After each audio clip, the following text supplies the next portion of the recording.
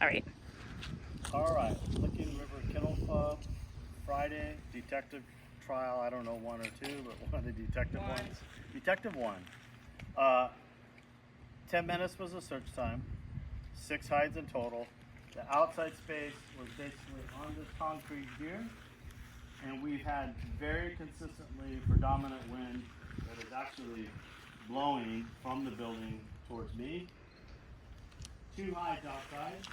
Hide 1, cypress in a straw in the nice little crack underneath a piece of broken concrete. Cypress right there.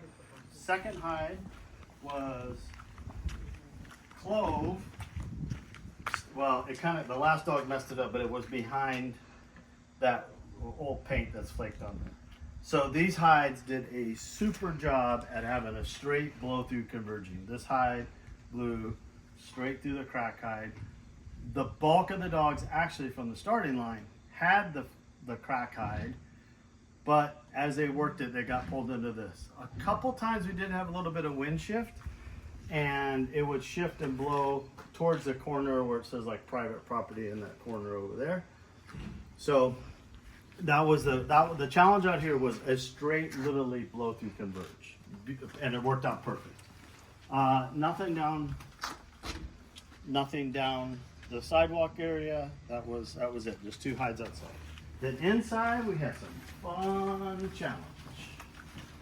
There was Can I pick up these cones now? total of 4 hides.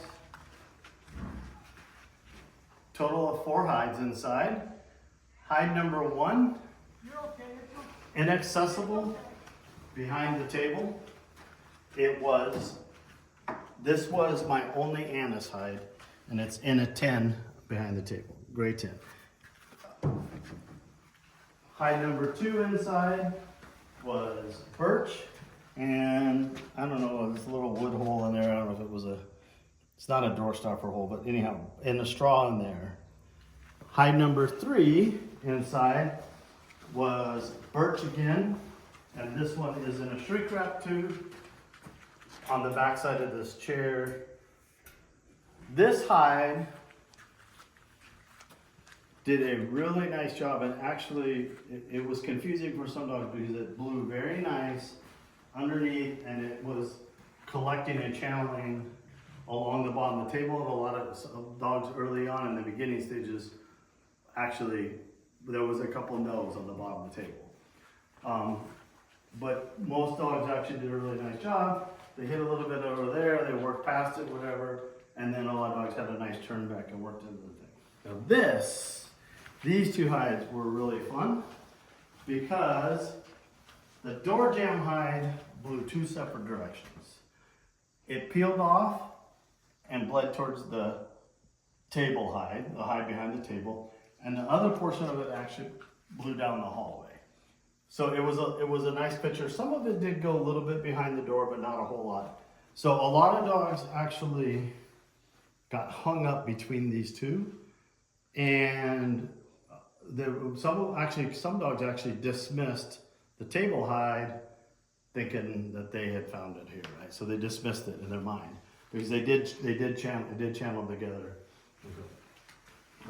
So then we have the entirety of this hallway here, and I have 1 hide in the hallway, which I drilled a hole in the bottom of that, on the bottom of where that is, and it is in a very, very tiny centrifuge cap in the hole on the bottom of that, and that hide actually is clove. Yeah, I covered paper, so I didn't want the cement all on the. I didn't want it all on the cement, but there's a centrifuge cap that's stuck down in there. All right, and then the big challenging space, which got a lot of people, was what was commonly referred to as the junk room by many people, and there was literally nothing in here. It was blank. People in the walkthrough started thinking, oh my gosh, there's so much stuff in here, et cetera, et cetera, et cetera. And the crazy thing is, most dogs within about 5 seconds of being in this room dismissed it as being blank and wanted to go back outside. And sometimes if they had not got the hide that was in the door jamb, they actually were working it along this wall and trying to work their way back. So total of 6 hides, 11 minutes. 10 minutes. 10 minutes, excuse me, 10 minutes. 10 minutes, thank you for correcting me. 10 minutes, that was it, thank you.